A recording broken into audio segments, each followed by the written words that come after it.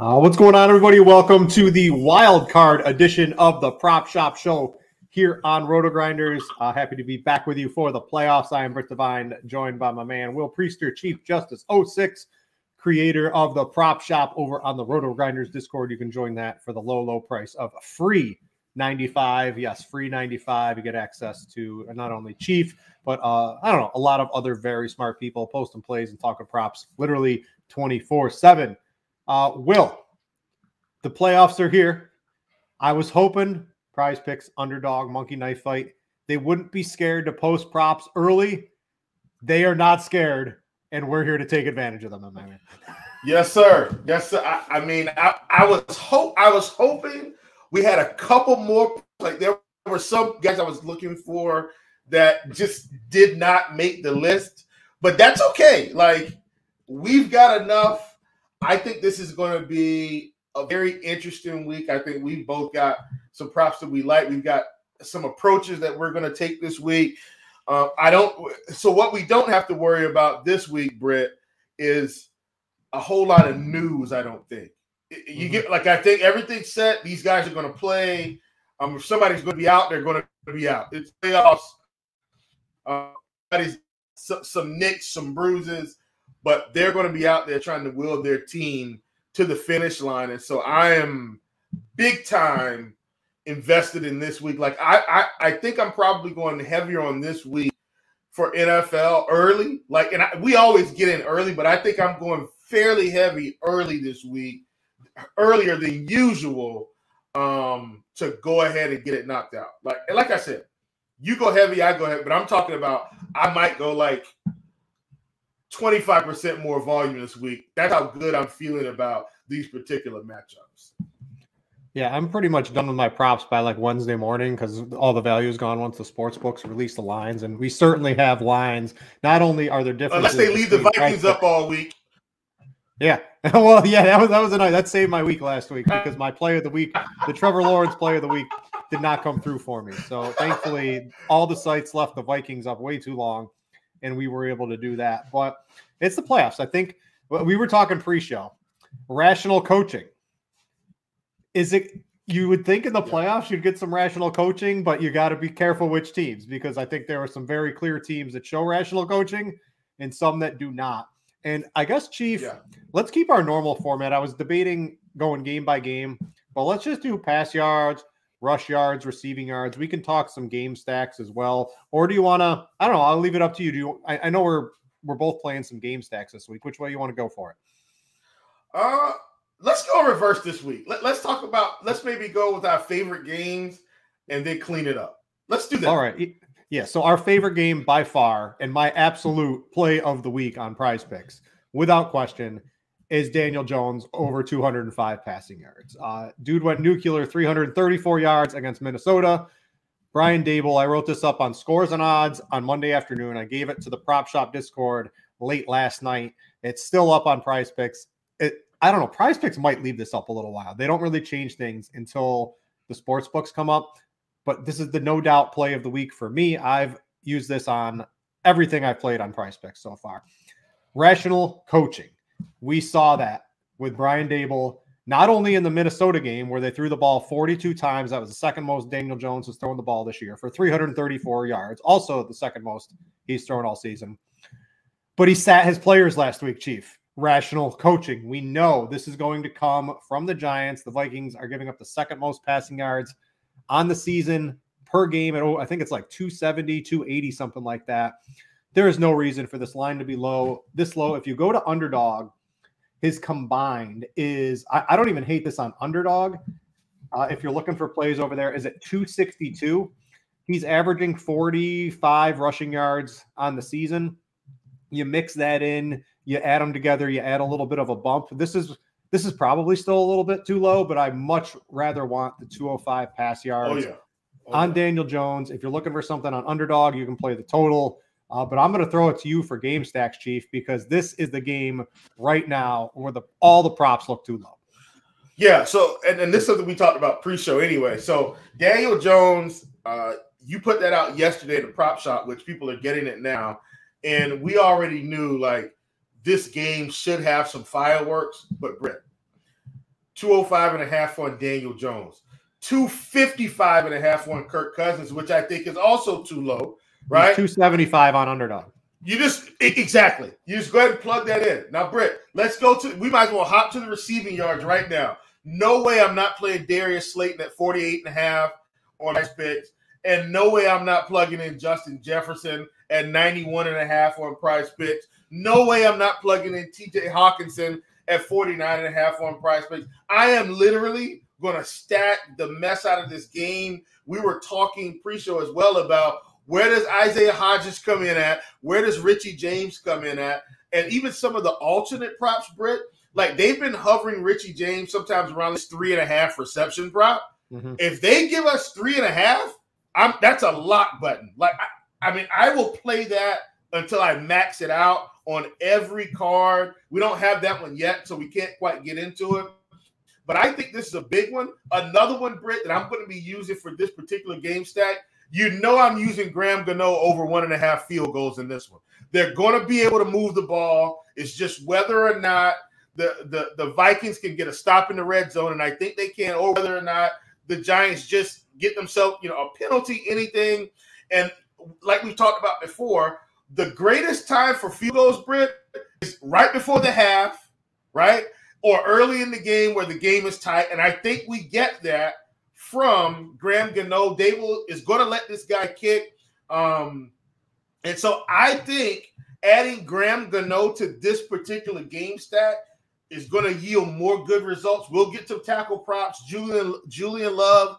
I know I'm getting ahead, but I'm just talking about stacking this game.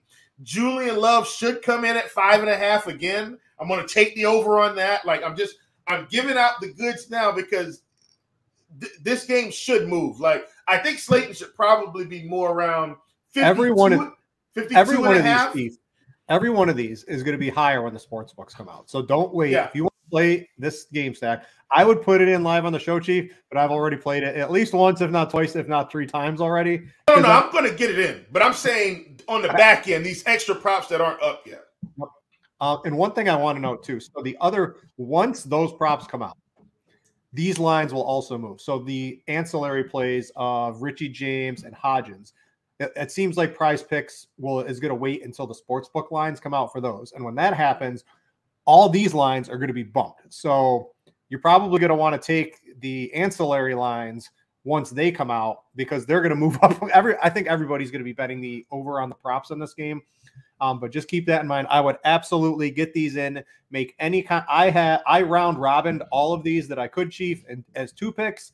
I've made 4 picks. I've made 5 picks. I've played them as flex plays. I've played them to win them all. Like I have a lot on this. All of these are too low. I'm in complete agreement with you on this particular game, and keep an eye out for all those extra props as they release during the week. And definitely I'm playing these on Prize Picks right now. I mentioned that Daniel Jones line. If you're looking, I do have a couple underdog plays. I got a monkey knife fight play too. Chiefs on it as well. Saquon under. We've got that from YouTube. I don't know. Everybody went over in this game, Chief. I'm not. I want the passing game. I think Saquon and Cook are the guys I'm not too. I think their lines are about right, and the passing yards, all of those, I think are undervalued right now. Yeah, for sure. And Saquon's I feel better about. Like when I say better, I'm saying I think his line is the closest to being right. Like Dalvin Cook is in anyone. Like, but I think I'm just going to let them be. I've got a rushing prop that I love overs for, so we'll get to that later. But all right. I'm with you. Definitely go ahead and get this game in. But I also wanted to give out those extra pieces because if I didn't while we were on that game, I may have forgotten. But trust me, I think we're going to get some really good fantasy goodness out of this one. Big time. All right, let's go. Well, that's our game stack. Do you have another game that's really interesting to you? I think the Chargers, Jaguars you wanted to talk about. Yes. So what are we doing in this game? As it stands, I was just looking for Mike Williams injury news. It seems like he's avoided a major injury, and he's probably going to play this week. So it looks like both teams should be reasonably healthy. Yeah, it looks like he's going to play. So for this game, Brit, actually, let's start our monkey knife fight for this one. Can we do that? Because I think that's like one of the best plays of the week. Yeah, that's one of the best plays of the week. I just right out of the rip. Like 72, like 59.5 on Eckler. So first of all, even when they run the ball, he's suspect to get 60 yards. Brit. Like when they actually run it. So, and in this game, they're not running the ball this week that much. Like they're a team that's going to skew 60% pass anyway. And then they're going to mix in Joshua Kelly, who's also going to get a few touches. Like I don't see Eckler going for 60 unless he legit breaks one. And Eckler's gone over 59.5 4 games this season. Yeah, I think we're safe. Okay, I think we're safe. The other one that I do like, Brit, which you can get it on Prize Picks, I would watch this one on Monkey Knife Fight because we may get a slight bump in the multiplier, and that is Herbert 275.5 and Lawrence 245.5. It's the same on Prize Picks right now for what it's worth, but if we get that 0.5x bump, play it over here. Do you get what I'm saying? Like that's basically what I'm trying to say here. Definitely play the bump if we get it here. I think that's going to be a good prop for us. I'm hoping we get 0.5x bump on this ETN Eckler prop, but they may adjust it. So Eckler may come down to 50.5 or something. And even then, for the 0.5x, I'll consider it. But I want to point that out because I do think Monkey Knife Fight.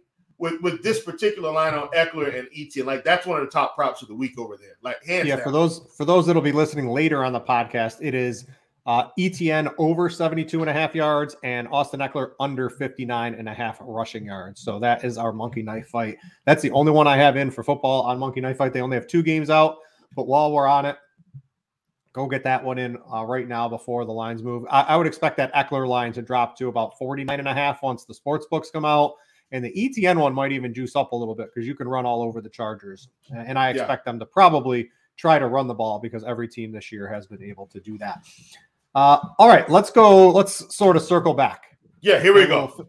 We'll close it out position by position. So we've already took Daniel Jones and Kirk Cousins over on Prize Picks. 205 Daniel Jones, Kirk Cousins 255. I would not play Kirk Cousins 275 on Underdog. I think that's a fair line. I'm not interested in that one. So the problem I'm having, Chief, is I don't know. I'm off any other passing yards props personally, unless you can convince me on something. So I want to know what else you're looking at this week. Yeah, so Herbert for sure. Like Herbert's probably because listen, they are going to throw the ball this week, Brit. Like if they haven't thrown in any other games. They are pushing the ball this week. We got Herbert at 275. I'm taking the over. The alternate props for Herbert, pass completions, pass attempts, that's probably going to be another one. By the end of the week, I may even have settled on pass attempts because if we get him around 39.5, 40.5, that might be too low for this particular game. So I want to put that out there. But as of right now, Herbert 275.5. I'm on the over. I think this is a big game. And then also, Brett, this is a Monday game. Tom Brady 265.5. I'm taking the over. I know they're facing Dallas. They're at home. Teflon Tom. If you didn't, this is another spot where I think he is going to be pushing the ball down the field consistently. And it's not all going to be big shots. Yeah, I know Diggs is there, but Tom is going to find a way, Britt, to push this ball. And if the Cowboys show up in this game and Tampa Bay happens to be behind, it's going to get even better for us in our props. So Tom Brady, Justin Herbert, outside of the Giants Minnesota stack, which is my favorite stack of the week because of the lines, these two gentlemen, I think, are really going to be pushing the ball down the field tremendously in their respective games. All right, I overlooked Herbert personally, so I'm going to get in on Herbert on some props for sure. I like that call. You've convinced me on that one. All right, let's go to rushing yards, and I've got. Let's see. We already mentioned ETN, so ETN is playable on all three sites. He's at 7.5 rushing yards on Prize Picks. He's at 89.5 combined or 88.5 combined on Prize Picks, which I think is also fine. He's getting, if his rush line is 70, His receiving line is probably going to be somewhere between 15 and 20. You mash it together, this is probably also a little bit too low. And then a 72.5 on Monkey Knife Fight. So ETN playable on all 3 sites for me. Also, Chief, what is, Christian McCaffrey, it didn't really work out for us last week. Let's talk about him this week, because on Underdog, he is at 116.5 combined rushing and receiving. And on Prize Picks, he's at 65.5 rush yards. So one of these is way off, and one of them is probably about right. Now, we had Elijah Mitchell back here. Yeah, he's going to eat into some rushing yards, but I don't know. I'm looking at this 65.5 Christian McCaffrey, and I think you trade for him. It's the playoffs. He's clearly the best. He works very well with Brock Purdy in both the run and the pass here. I'm debating taking the over here. What do you think of McCaffrey right here? I mean, I think, gun to my head, you take the over or 65.5, because now basically what you're saying is, I'm saying compared to Underdog, basically what we're saying is, does he get over 40 yards receiving? And he also could do that too. But I think 65. The combined prop line is always going to be juiced more. So I think they're both low, honestly. Yeah. So I think it's low. I think you take the 65.5. I do think they may have played it slightly more cautious this week than usual, because, I think they knew they were going to beat Arizona, and they just kind of didn't want to do too much risking it. They wanted to win just in case. But I think you take McCaffrey over. The funny thing, Brit, here for me is, I think I'm still going to go with Kenneth Walker under again in this spot. I'm on the under on Underdog without question. I had it, so it opened at 82.5 combined. It's now down to 79.5, and I'm still hitting the under without question on under. I think that's the play, Brit. Like, I don't want to diminish how well San Francisco has stifled the run. Now, I know that Washington decided that they were just going to run Brian Robinson like 50 times against them. But outside of that game, like, it's been a no-rush affair against this defense. So I'm still in on Walker at 56.5, but I'm with you at 79.5 on Underdog. For sure, that's the line. His receptions, he's getting 1 or 2 receptions in games that are really meaningful. And I do think San Francisco wins this game pretty handedly, honestly. So I'm okay with the rushing. But I don't know. Is he going to break off a 30 yards receiving? Probably not. I think they're probably going to be trying to push the ball down the field. So I'm with you. I have this in on my Underdog tickets for sure. The Kenneth Walker line is my favorite Underdog play of the week right now.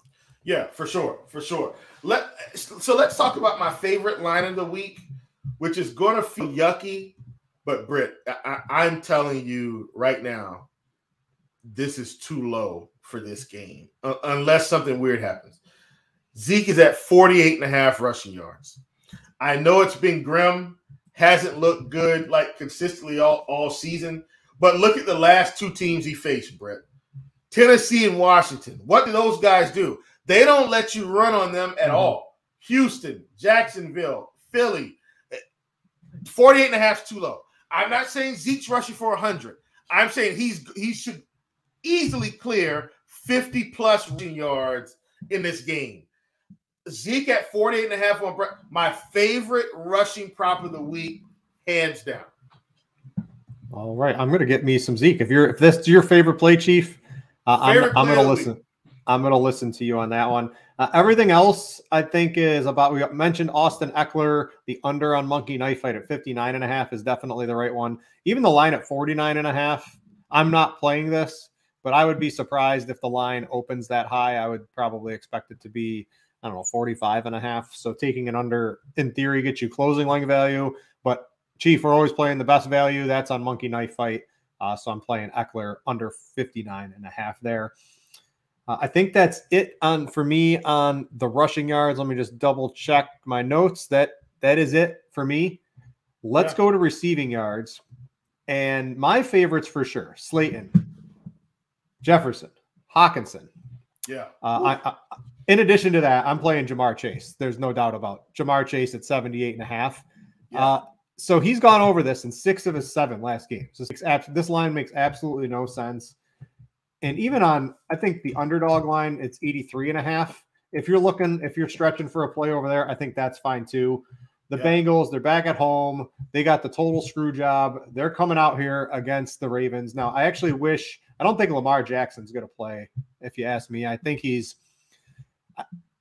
from a couple people I sort of trust with some information, I sort of think he got hurt and then he's just kind of been sitting around not doing anything because he didn't get the contract he wanted. And I think that's going to continue he's basically sticking it to the Ravens for not giving him a fully guaranteed contract. And that's never coming back, by the way, after the Deshaun Watson debacle this year. Nobody's, except maybe Patrick Mahomes, but even he didn't get it all. So I think Lamar's probably hurt his value by sort of sitting out here because I want this game to be closer. I think the Bengals win this game pretty handedly. I like the Bills.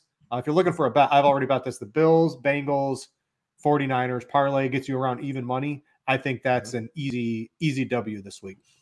But Chase, 78.5. He just had 86 in a game. They had to win, but they handled that pretty easily. Got a bunch of targets. He's going to get that again. Love the Chase, 78.5. Yeah, for sure. I think that's one you have to get on it. I honestly hope Lamar plays. Like I think the Chase line is even better if Lamar's in the game. Yeah, because now it's more competitive. Like, so if we get news that he's in, I'm rejoicing. One of my favorite props in the week, and I'm going right back to the well. This is one of my favorites last week. Stephon Diggs at 77.5, man. Like, it's playoff time. We talked about it last week, Brett. These low yardage totals were not going to continue, and we saw the targets pick up when the weather was okay. And so what I think we saw was we had these weird weather games in between some big ones. Like the last time he faced New England, you saw he put up 92 receiving yards. But then the Jets was a weird game. Miami was a weird game. Chicago was a weird game. And so now I think we're back to normal here when he faces Miami again this week. I like him over 77.5. I think he gets the volume to get there. And then I'm expecting San Francisco to handle Seattle somewhat. And this is more of a question, Britt. This isn't a take. This is more of a question.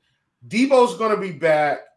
We've kind of seen Kittle not have the same production with Debo, but he's George Kittle in the playoffs against the Seattle Seahawks. How are you feeling about Kittle's week? We don't have Debo props yet. I want to take the over, but I feel like the under might be better. I need you to talk me off the ledge here. Well, I'm all over tight ends against Seattle on scores and odds on the prop shop for 4 weeks in a row, and they've all hit. Have you heard me mention George Kittle's name, Chief? No. So I'm a little concerned on this. Me too. If it was a little lower, he's 44.5 on underdog. So if you're going to play him, take the yard just because I think every yard's going to matter here. If you are interested. Now, every tight end against Seattle is basically going over their receiving prop almost all season.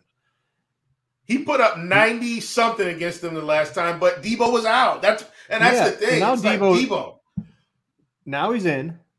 I still think if I was going to take a side, I would take the over. But I have not put this in yet because I'm just worried between Debo coming back, Christian McCaffrey, Elijah Mitchell. I mean, this is Brandon Ayuk. It's an incredible offense. And they're going to spread it around. And I know Seattle, they stop the outside receivers. So if anything, I wish the Ayuk line came out a little higher because he's been having a really good season. I'm surprised it's not a little higher. I was looking to fade him if it was like 59, 60, something like that.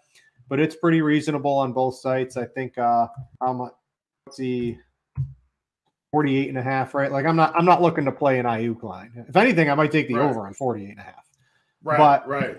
I don't know. I'm just a little concerned that with Debo back, them being able to handle, I think they win this game pretty handily. Their defense is so good, and this offense is a juggernaut right now.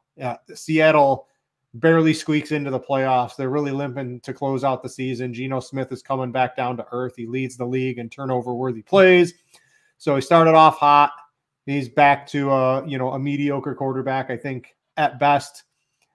I don't know. This is an easy win from San Francisco. I don't think they have to push it. What I'd hope for, Chief, is maybe his line comes out lower next week and he doesn't have a big game this week. And then in a game where San Francisco might have to push it the entire game, then I would probably take the over.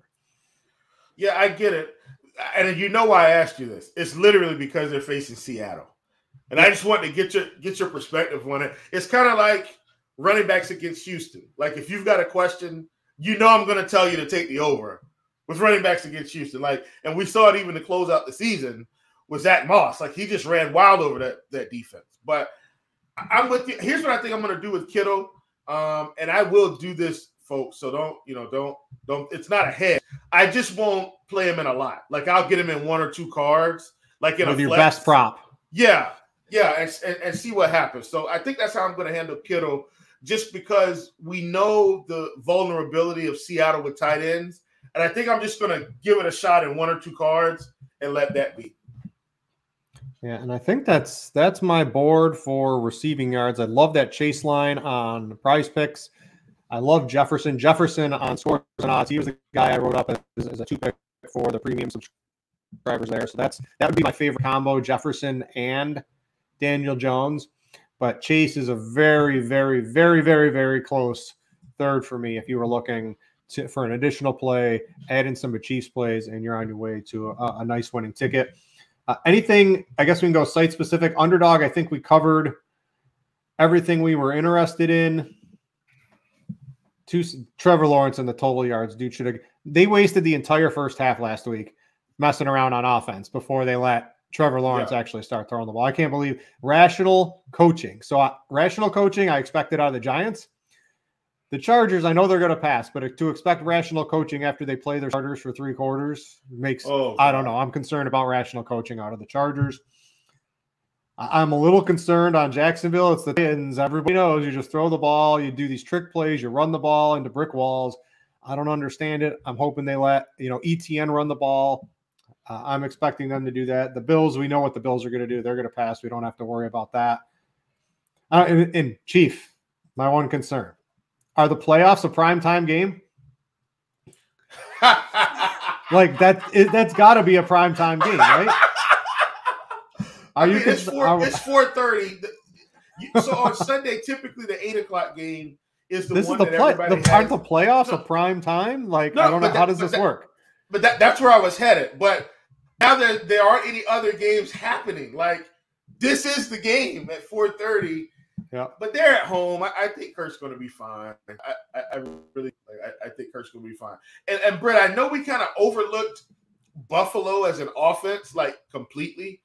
But I think their lines are just right outside of Diggs, who's going to get the most volume. I just feel like their lines are pretty spot on. Like, even Josh Allen at 265.5 pre-elbow injury was too low. If you look at what he's done after that injury, Brit, just go look at the stats after the injury. He's not pushing it and hitting these massive yardage totals like he was post-injury. So I've just been avoiding Josh Allen passing pretty much altogether. And he's not going to need, I think they handle Miami very, very easily this week. Yeah. So, again, I don't think he's going to be forced. He only got to, 254, and that was a huge bomb to John Brown, and then he had another big play, too, towards the end of the game. So it's like he got there. He wasn't even really close to this, and they didn't really need to push him too much. So, I don't know. If it's 265 against the Chiefs, I'm probably going to take the over on that if they meet Chief. But against Miami here, I'm agreeing. If anything, I'd play maybe the under total yards on underdog. I think is maybe a little bit too high, but I don't know. I'm staying away from the Allen prop. Yeah, we do this show right because we're extrapolating the lines out against what the sports books are going to put out. And if I think this is a reasonable line, myself personally, I have access to the sports books in New York. So I have the prop sites and the sports books. I'm always going to play it on the sports book if the line's the same and I like it, because I could just play it straight up. I don't have to do a parlay. Where on the prop sites, Daniel Jones is not going to open at 205 passing yards. It's going to be 215, 220, higher than that, right? So now I'm playing this early to get the value over what the sports books are. That's why we do the show for you all season long, early, to get you ahead of the sports books lines, because these prop sites, I'm thankful for them. I give them just as much money as I do the sports books, but they are not afraid to put the props out early. And if they're going to do that, we're going to try to figure out the best lines for you people. Exactly. So, I don't know. Devin, our producer, are we coming on next week, Devin, or is this the end here? What's going on here? Chief, what are we doing? I think we're going till divisional weekend, right? All right. Yes. We're going to run it back another week for the people. There's probably props in Super Bowl too, right? All right. I mean, because the RotoGrinders party is coming up, Devin, and if we're not on, there's going to be this is true. We're gonna have to make sure that we're not on for the party. well, let's talk about that really quickly, because and Devin, man, you can stay on, man. The people love you, but when it's early for Devin, sipping my coffee. When the Super Bowl Prize Picks adds a million, 20 to 30 more prop categories. Like we can dig in just on those categories alone. I think we might be able to run this thing to the Super Bowl, Devin. Like, obviously, what do you think? As long as you guys aren't going to be affected with traveling, yeah, because I don't want to keep you guys from making it to the party. No, but they got we record Tuesday. We're good. Yeah, they got 2 weeks, so they'll have all the props out well ahead of time. To the Super Bowl, gentlemen. All right. So I think that's going to do it. If you guys are new to the show, you're probably not.